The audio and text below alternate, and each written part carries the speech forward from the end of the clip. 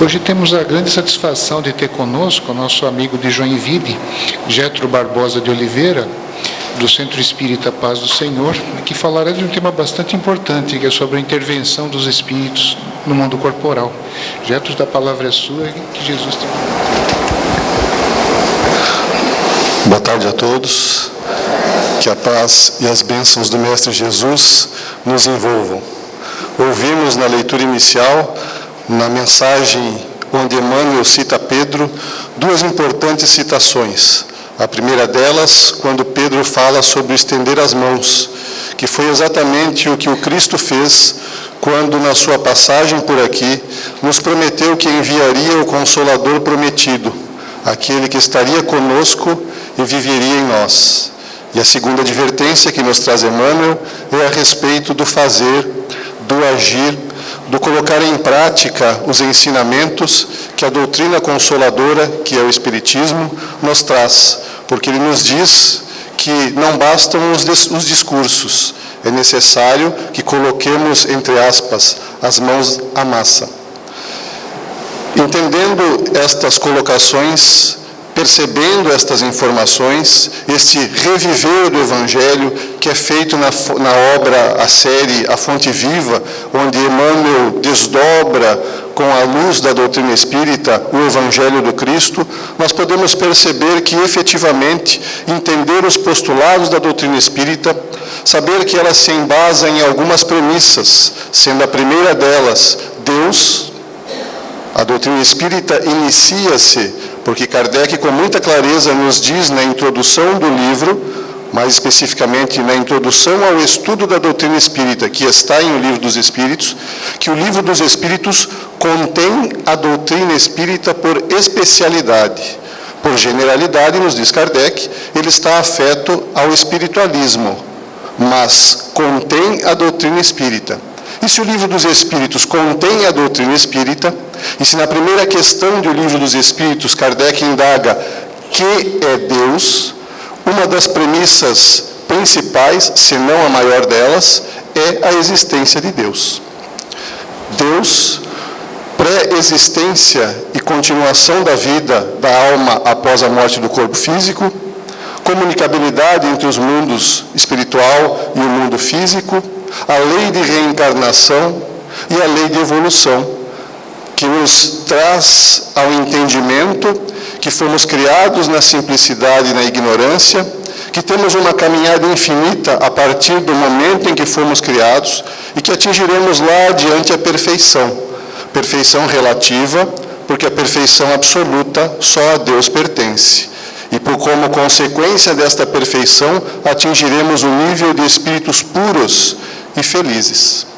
Ou seja, desde o momento da nossa criação, todos nós que aqui estamos, encarnados e desencarnados, perdoem aqueles que não sabiam, mas nós somos obrigados a dizer, estamos condenados a sermos felizes. Isto é uma condenação. Desde o momento em que fomos criados, sob o guarda-chuva das leis divinas, sendo uma destas leis a lei de evolução.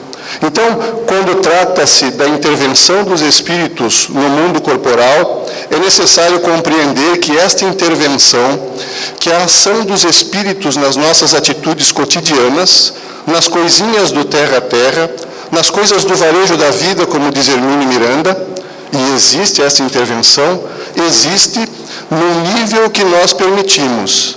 E esta permissão é igual ao nível de profundidade que todos estes ensinamentos que a doutrina espírita nos traz foi consolidado nos nossos corações.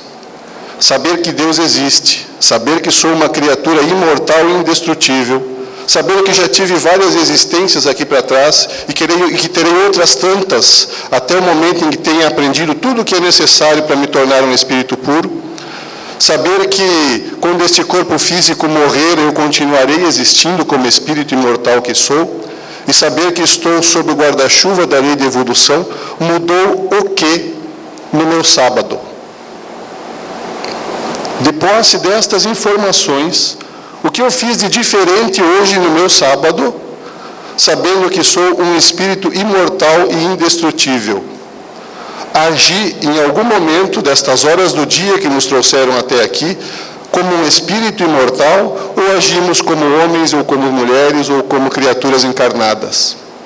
É este nível de profundidade que nos faz pensarmos, entendermos e agirmos como espíritos imortais e não como criaturas encarnadas, que vai abrir as portas para uma intervenção com mais ênfase nas nossas coisas do dia a dia ou não.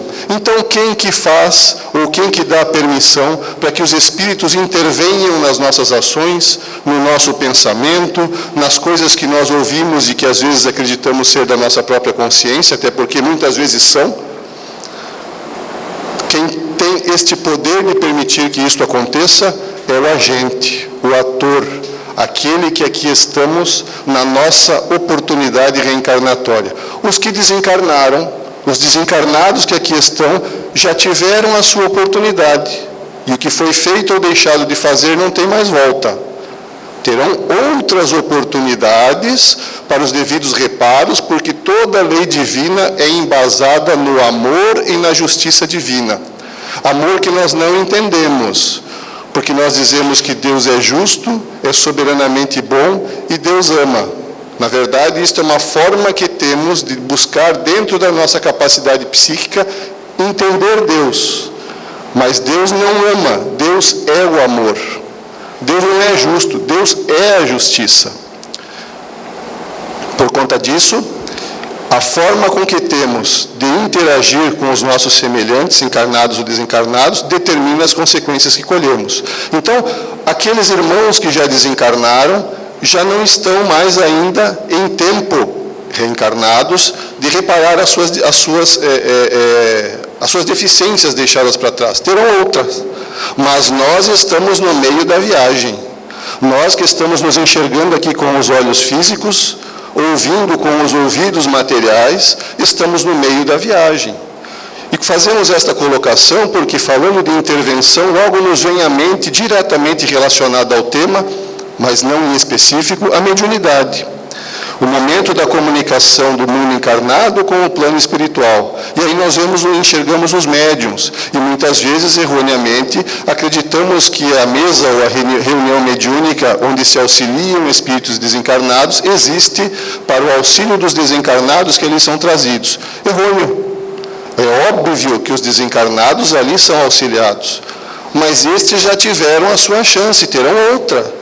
Quem ainda está em oportunidade, quem ainda tem a oportunidade de refazer os seus passos, não é o espírito que já desencarnou, é o médium que ali está.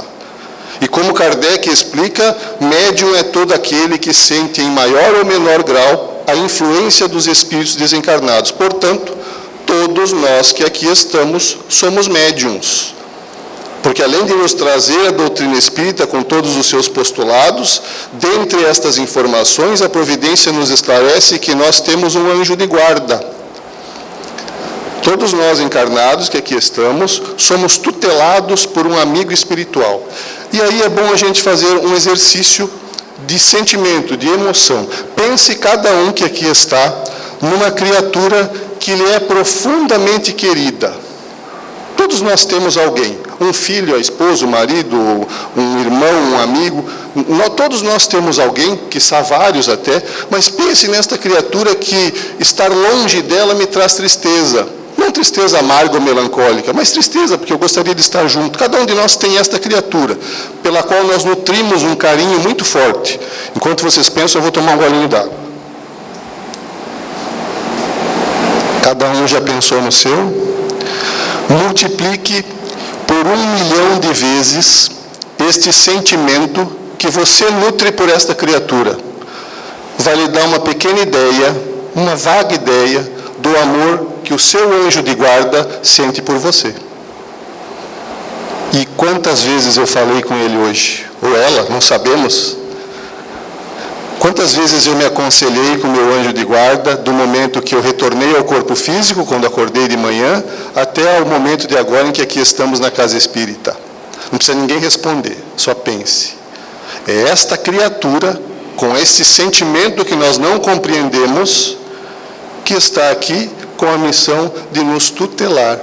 E se nós não sofrêssemos a intervenção e a influência dos espíritos, não sofreríamos também, não passaríamos também pela influência e intervenção do nosso mentor espiritual. Então, os espíritos intervirem no mundo corporal é providencial, é necessário, nós precisamos disso.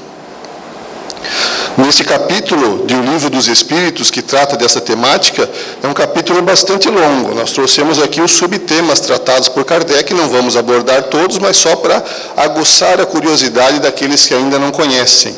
Então vai falar ali sobre pactos, vai falar sobre poder oculto, sobre talismãs, sobre feiticeiros, sobre bênçãos e maldições. Vai falar sobre processos convulsionários, vai falar sobre os anjos da guarda, ali no penúltimo item que nós citamos há pouco, vai falar sobre pressentimentos e por aí vai. Todas as respostas à luz da doutrina espírita relacionadas com estes subtemas ali estão ao nosso dispor, para que nós tenhamos e exerçamos algo que a doutrina espírita nos traz com muita propriedade, o livre-arbítrio. Ninguém aqui está nesta tarde de sábado à força. Todos viemos motivados por algo. E viemos por vontade própria. Muitas vezes até aconselhados pelo nosso anjo de guarda. Mas aqui estamos por vontade própria, buscando algo. Uma explicação, um esclarecimento, um consolo, um auxílio espiritual. Mas estamos aqui por algum motivo. E esses motivos, essas motivações e esses esclarecimentos, nós temos a liberdade de tê-los sem a necessidade de alguém aqui na frente. Eu posso estudar em O Livro dos Espíritos. É óbvio que a palestra pública e principalmente o estudo em grupo nos permite uma absorção de aprendizado bastante grande e diferente daquela que eu tenho sozinho. Mas não basta. Além disto, eu preciso do grupo de estudos, eu preciso da participação nas atividades que a casa promove e preciso também, quando necessário, ou quando possível, assistir às palestras públicas. Mas para que nós possamos entender de uma forma um pouquinho melhor esta intervenção, convém que nós façamos uma contextualização da localização do espírito, que somos nós. Todos nós que aqui estamos somos espíritos imortais, enquanto nós valemos de um corpo físico, classificados por Kardec como alma. Então, qual a diferença entre alma e espírito? A alma está encarnado. Quando o corpo morre, passa a ser chamado de espírito. Só uma diferença de conceito.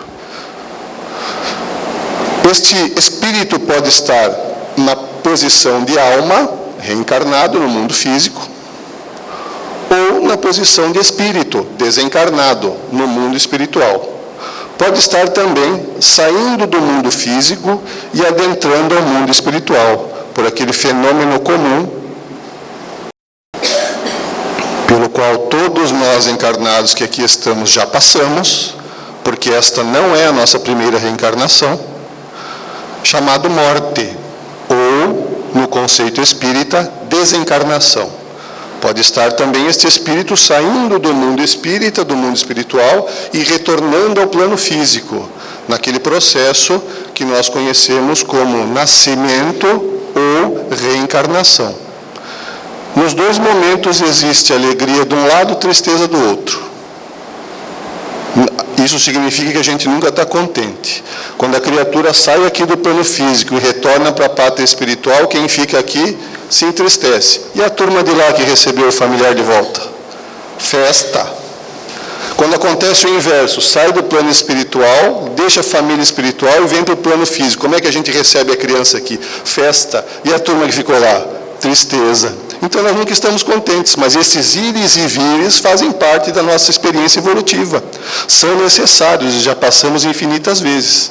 Quem lembrar o livro que deu origem àquela foto que ali está, que é o livro Nosso Lar, ali uma imagem do filme, vai lembrar de um momento em que na reunião na casa de Lísias, onde André Luiz ficava hospedado, estava reunida a família, porque o chefe da família ali iria reencarnar.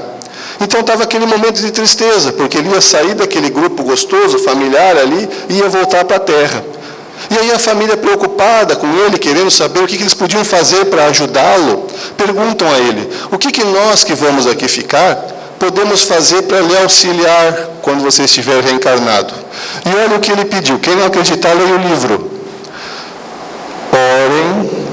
para que eu não tenha facilidades. Quem é que fez as suas preces ontem à noite, antes de dormir, e orou a Deus pedindo assim: Senhor, que eu tenha um sábado tenebroso, de muitos enfrentamentos, que as pessoas mais difíceis de convívio venham ter comigo, e que eu saiba me portar diante das provocações que me serão atiradas ao rosto.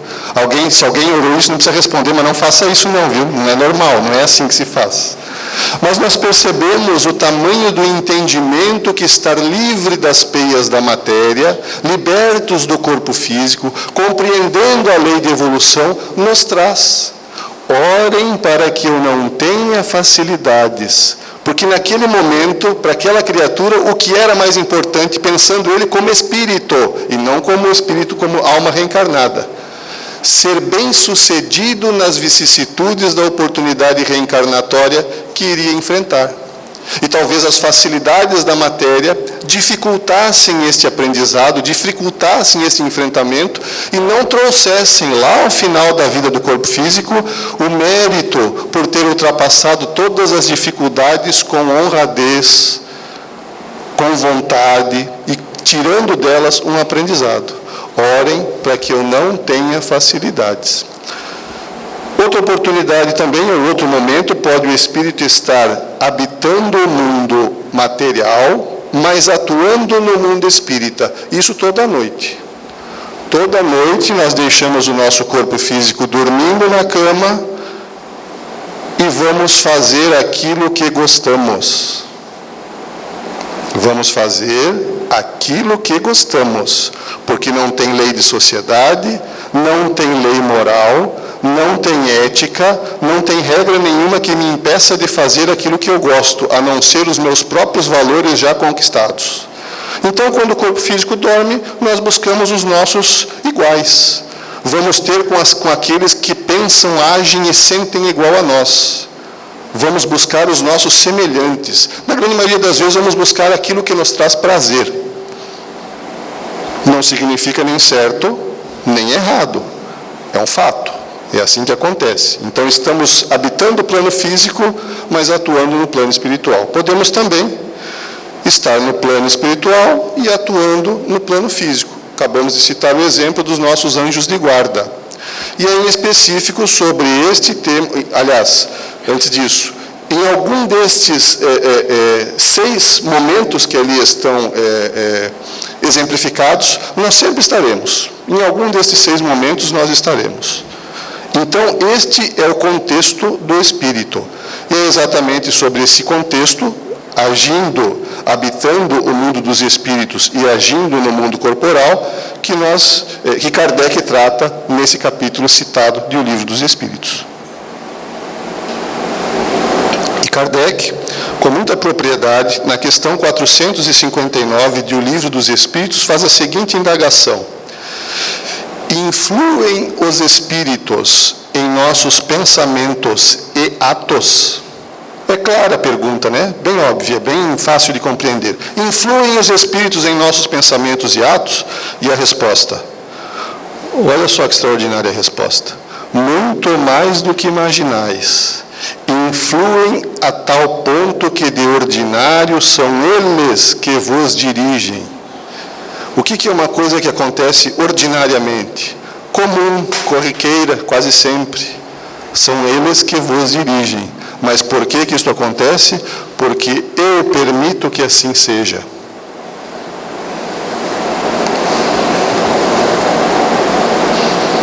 Os espíritos vulgares, como dizes, costumam. Estes vos rodeiam constantemente e com frequência tomam parte muito ativa no que fazeis, de conformidade com suas naturezas. Isso é a resposta dada à questão 567 de O Livro dos Espíritos, onde Kardec fez a seguinte indagação: costumam os espíritos imiscuir-se em nossos prazeres e ocupações? Um jogo de bola, uma caminhada na praia, uma contenda na família, uma festa, um baile de formatura? Essa é a pergunta. Nessas coisas do dia a dia, costumam eles participar? Olha a resposta.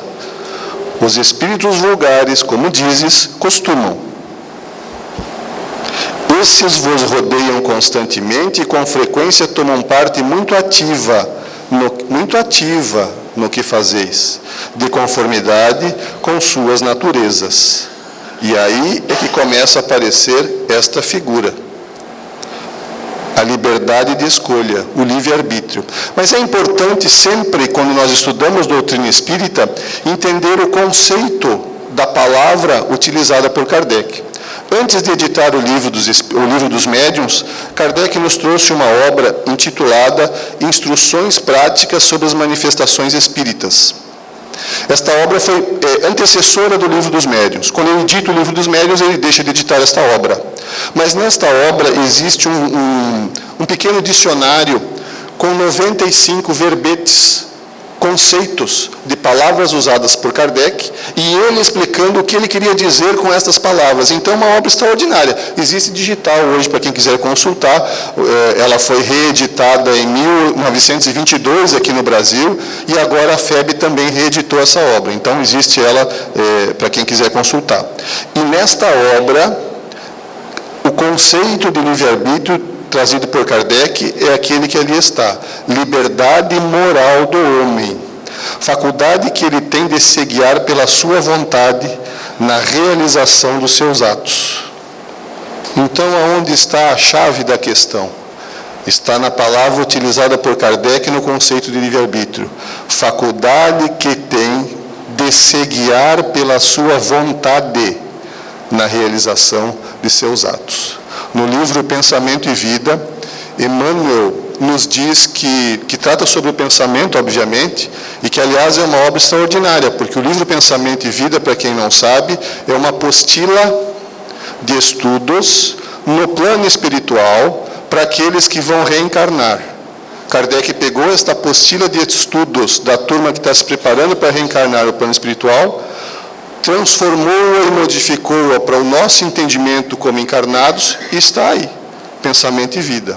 E ele nos diz nesta obra que o pensamento está vigido por uma lei inderrogável, que é a lei de sintonia.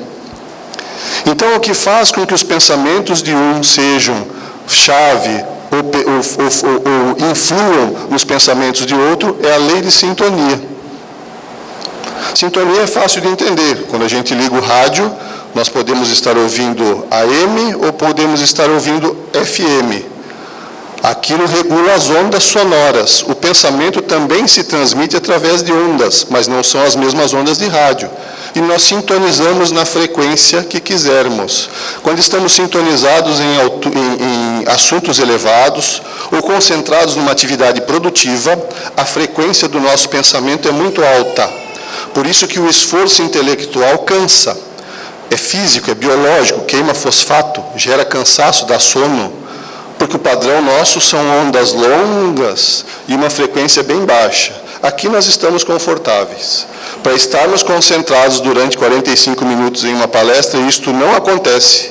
O único que precisa e que consegue, talvez, é quem está aqui falando. Quem está ouvindo, dura 6 a 7 minutos, sai do corpo.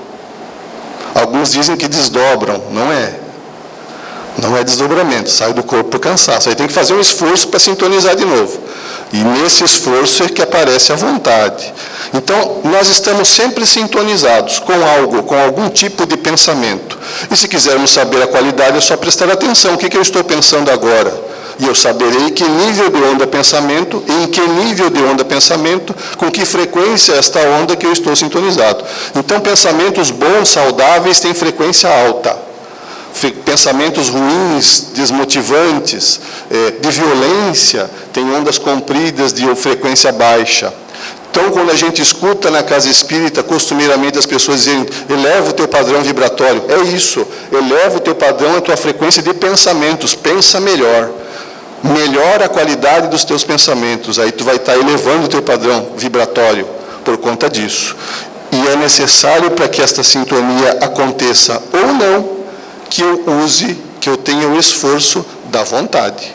Muitas vezes as pessoas vão ler um livro antes de dormir, e na verdade já começa a escolha do livro não pelo conteúdo ou pela capa. Normalmente a gente escolhe o livro pela lombada. Quanto mais fininho, melhor. Depois, o segundo critério que eu uso é abrir o livro. Tem figura ou não tem figura? Não tem figura. Lombada grossa? Não. Vou ler esse depois, quando eu estiver mais habilitado, com mais conhecimento de doutrina espírita. Mas quando a gente vai fazer este esforço de ler um livro antes de dormir, nós estamos exercitando o nosso cérebro. Isso é físico. Às vezes a gente escuta pessoas dizendo: eu não consigo lidar com dispositivos eletrônicos, eu não tenho esta habilidade, eu não consigo, não entendo isso. Eu tenho uma deficiência intelectiva que me impede de compreender e de utilizar isso. Mas na próxima vida eu quero nascer mais inteligente. Como? Não é bondade divina isso. Se eu quero um cérebro, ferramenta melhor para a próxima, eu tenho que melhorar este que eu tenho agora. Para que a mente, que é o duplo do cérebro no perispírito, melhore-se e forme no próximo corpo um cérebro melhor.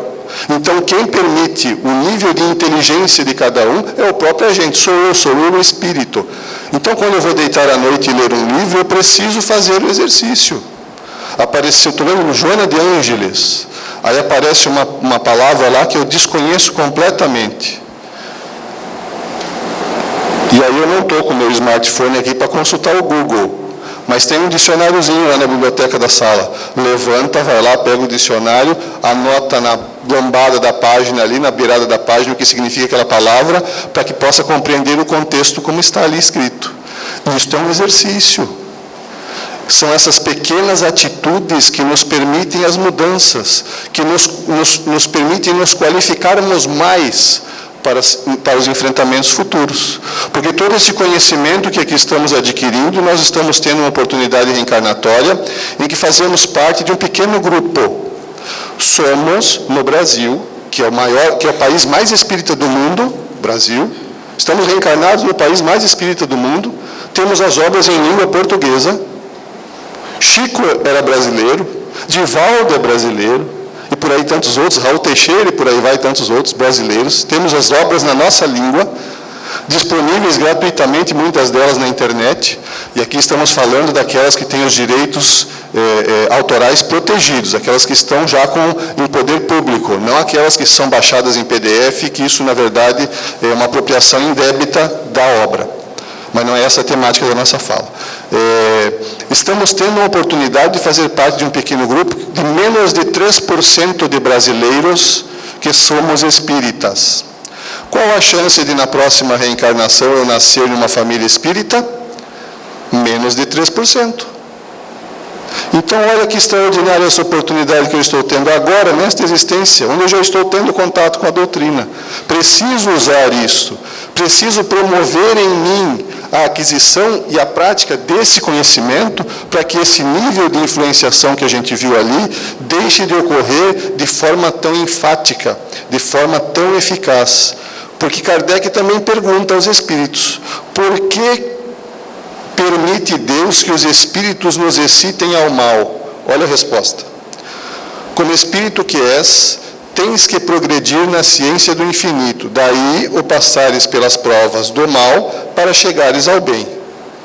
Os espíritos inferiores correm a te auxiliar no mal. A resposta está dizendo assim: correm a obrigar-te a fazer ou praticar o mal? Qual é o verbo que os espíritos usam na resposta da pergunta? Correm a te auxiliar. Então, onde está o desejo da prática do mal? No espírito desencarnado ou na criatura que está sendo influenciada?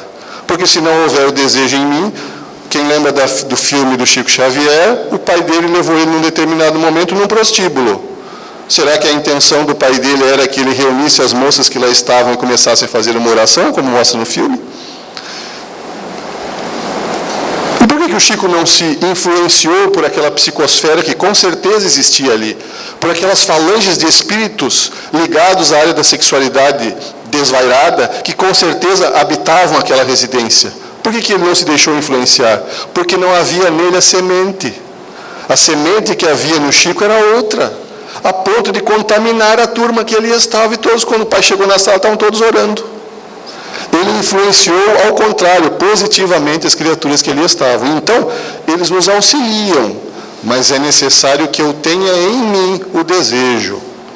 Logo que desejes praticá-lo, só quando queiras o mal, podem eles ajudar-te para a prática do mal. Logo que desejes praticá-lo. E aí, nós vamos nos valer também de André Luiz, nesta obra, Ação e Reação, que faz parte da série A Vida no Mundo Espiritual, que é uma série também. Começa lá com o livro Nosso Lar e tem uma série de vários livros, onde André Luiz vem trazer informações do mundo espiritual. E Emmanuel, quando prefacia o livro Nosso Lar, ele nos esclarece que ele queria trazer alguém que não viesse contar uma história, mas alguém que viesse contar as suas experiências pessoais no plano espiritual, para aqueles de nós que aqui estamos ainda reencarnados. Então não é uma história contada de alguém que ouviu e repete. É uma experiência pessoal trazida por André Luiz, para que nós tenhamos a oportunidade de, ouvindo, lendo e entendendo aquilo que ali está, não repetirmos os mesmos erros, aprendermos com aqueles erros. Porque outra coisa que nós precisamos perceber e que é importante, é entendermos que todos os personagens dos livros de André Luiz, da série A Vida no Mundo Espiritual, são pessoas comuns. Não são escolhidos por Deus e pessoas diferentes da maioria da humanidade. Não, são pessoas comuns. Isso significa dizer que qualquer um de nós que aqui está, poderíamos ser personagem de uma obra de André Luiz. Qualquer um de nós.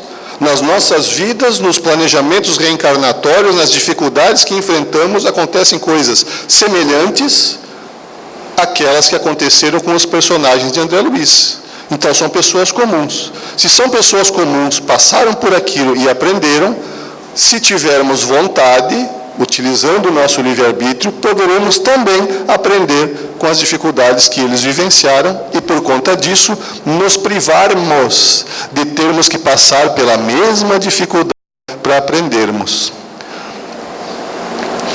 Nesta obra, existe uma aula que é dada por espíritos obsessores para o André Luiz. Então, quem dá essa explicação naquele momento são os espíritos obsessores que estavam naquele momento, narrado no livro, obsediando uma determinada criatura. E eles dizem para o André Luiz que eles aprenderam na Escola de Vingadores, está lá no livro, que todos nós temos um desejo central ou tema básico. É um pensamento em torno do qual giram todos os demais. Algo que é muito importante para nós, e cada um vai saber de si para consigo qual é este tema, se não sabe, precisa prestar atenção, mas é algo que, em torno do qual eu penso naquilo, viro o pensamento para o outro lado, penso em outra coisa, ajo, faço outras atividades, e o pensamento volta para aquele ponto. Para alguns, são questões da vida material ligadas ao dinheiro, às posses. Para alguns, são questões da vida material ligadas às posses das pessoas, porque eu creio que o filho é meu filho, eu acredito que o marido é meu marido, eu entendo que o pai é meu pai, então eu sou dono das pessoas, como sou dono das coisas.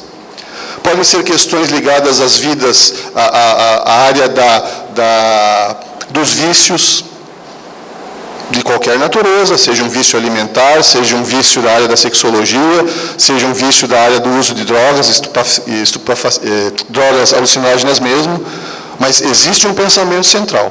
O que eles fazem e aprenderam na Escola de Vingadores? Descobrem, percebem qual que é este tema central e atuam potencializando aquele tema.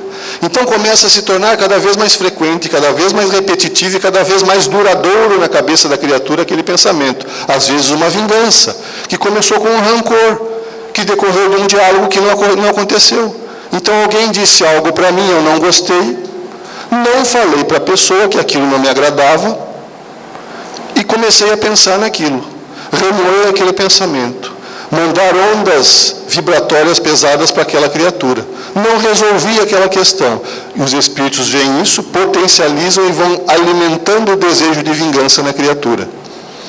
E isso vai trazer, obviamente, desequilíbrio e consequências nada agradáveis.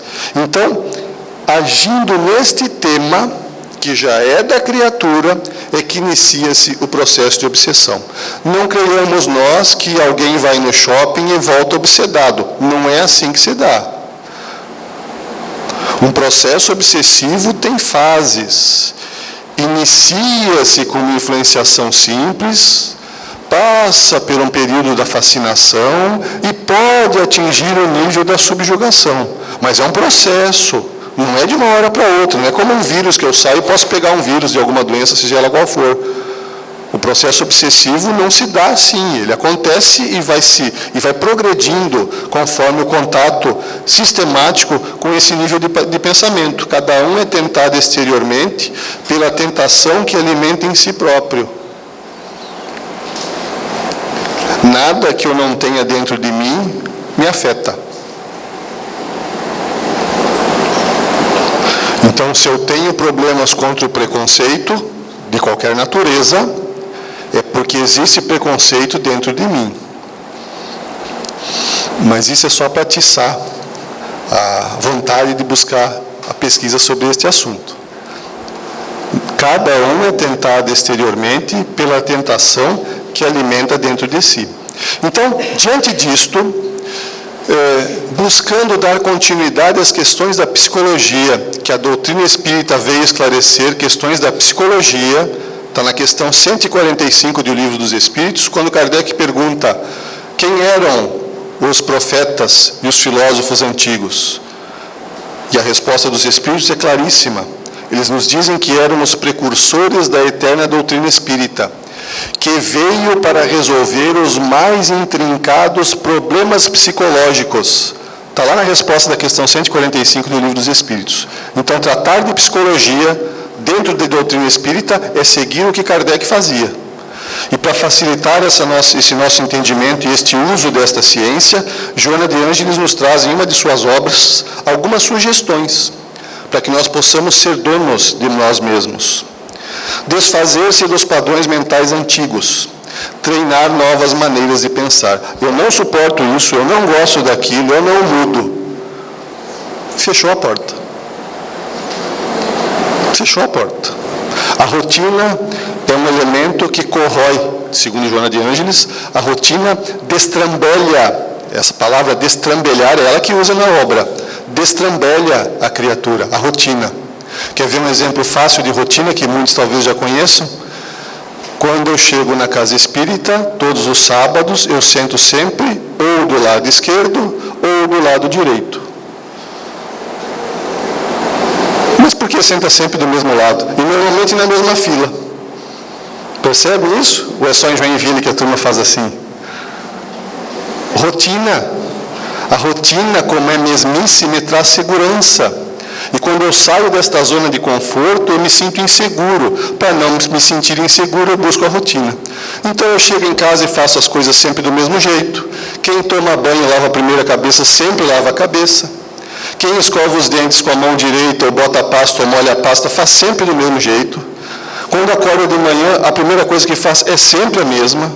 Rotina, rotina, rotina. Isso é uma ação do instinto que nos trouxe até aqui, mas hoje não somos mais criaturas que devemos ser levadas unicamente pelo instinto, mas pela inteligência. E quebrar a rotina faz parte deste exercício. Então experimentem sábado que vem, quem estiver aqui fiscalize, vê se vai dar certo. Troquem de lugar. Não vai caber todo mundo aqui do lado direito, mas mistura um pouquinho, troca de fila. Se não der para trocar de lugar, troca de fila. Quebra a rotina, sai da rotina. Porque se eu não faço isso na coisa física, como é que eu vou treinar novas maneiras de pensar? Se nem trocar de lugar na casa espírita eu consigo. É muito mais difícil eu treinar maneiras de pensar. Eu olhar para aquela criatura que me é um desafeto e não ter um mau pensamento em relação a ela. Ixi, lá vem. Esse pensamento já veio, já foi, e às vezes não vira verbo, mas já foi. A onda pesada que eu emiti já foi em direção ao coitado lá, que às vezes nem sabe por que eu não gosto dele. E aí eu dou a desculpa que ele não gosta de mim. Não é eu que não gosto dele. Conscientização, assumir o controle de si mesmo. Assumir o controle de si mesmo. Eu não vou fazer isso hoje. Eu gosto muito, mas me faz mal e eu não vou fazer. Disciplina. Disciplina e disciplina. Alguém falou isso para alguém, lembram quem? Emmanuel para o Chico. Era isso que Emmanuel dizia: disciplina, disciplina e disciplina. Faça a contragosto. No livro Voltei, já encaminhando para a nossa finalização, no livro Voltei, irmão Jacó, que foi Frederico Figner, um atuante da Federação Espírita Brasileira, e que quando desencarna fica assustado, porque ele pensou que seria um espírito de luz ao desencarnar e viu que a sua luzinha era bem fraquinha, porque não tinha vivenciado aquilo tudo que ele havia ajudado a pregar na doutrina espírita. E quando ele participava de excursões ao mundo espiritual, às regiões do umbral, para resgatar espíritos necessitados, ele era agredido. Imaginem, ele era um líder do movimento espírita, participava da reunião mediúnica, aconselhava os espíritos encarnados: meu irmão, faz isso, faz aquele outro, mas ele não fazia. E quando ele vai nas regiões do umbral, ele é provocado por aqueles que o conheciam: tu não era o bambambam do espiritismo, agora está aqui com essa luzinha fraquinha, tu não tem vergonha de fazer isso? E ele sentia-se entristecido porque naquele momento, percebendo os erros cometidos, ele nutria uma vontade sincera mesmo de modificação. Ele estava verdadeiramente comprometido em modificar-se. Então aquelas palavras chegavam ao seu coração como verdadeiras espadas, lhe feriam profundamente. Mas ele continuava indo e continuava ouvindo, e aí questionado por quê? Se aquilo lhe fazia tanto mal, por que ele ia para as regiões de umbral ouvir aquilo? E ele dizia que ia para treinar a sua capacidade de suportação. Treinar a sua capacidade de suportação. Qual é a minha capacidade de suportação? Se eu chegar agora na hora de ir para casa e o carro estiver sem bateria. Ou se eu chegar na hora de ir para casa e não tiver mais o carro lá. Não estou desejando nada, gente. É só uma suposição. Como isso vai me afetar? Se eu tiver que esperar muito tempo para tomar o passe depois que acabar o trabalho. Se eu chegar lá embaixo para pegar meu copinho de água e acabou o copinho, vou ter que esperar um pouquinho para alguém trazer mais água. Como que essas coisinhas do dia a dia me afetam, me desequilibram? Como que uma não curtida no Facebook ou no Instagram me afeta? Ou como que alguém que comenta, faz um comentário na minha rede social que me desagrada, me afeta? Isto é o controle de si mesmo. Perceber estas coisas vai me trazer controle, porque vai trazer o conhecimento de quem efetivamente eu sou. Infinitas mensagens dirigidas ao corpo, Luz de Joana, que são consequência do mal agir, produzindo hábitos que se arraigarão, substituindo aqueles que se responsabilizam pela desarmonia e pela doença. Então,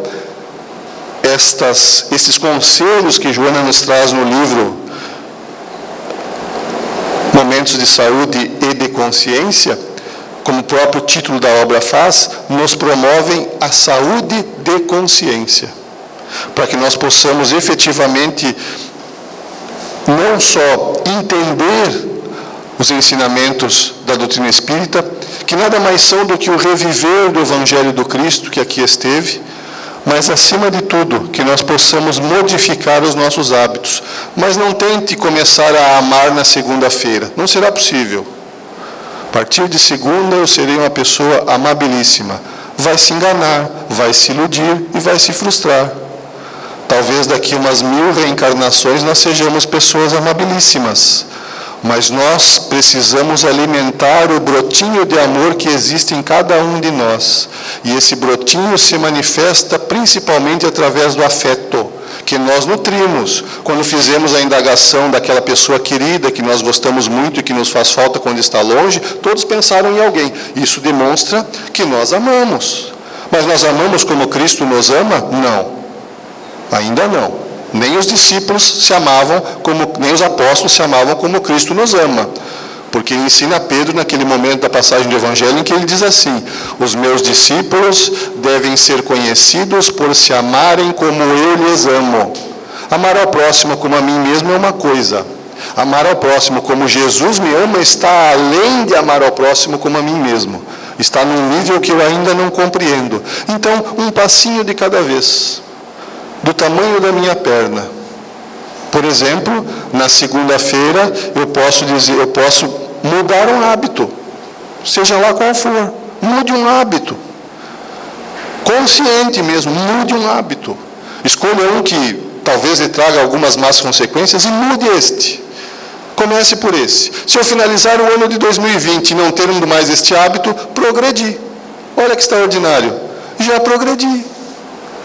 Mas foi passo a passo. E estas coisas precisam acontecer no externo, para que por conta disso, da insistência do exercício da vontade, se deem principalmente onde deveriam acontecer, que é no interno. Mas não adianta querer dar um passo maior do que as pernas. Que possamos nós, imbuídos desta boa vontade, sintonizados com a providência divina, irmanados como criaturas que somos, habitantes do mesmo planeta escola, do mesmo país escola, crescermos como criaturas imortais. Que a paz de Deus e que a bênção do Senhor nos abençoe a todos.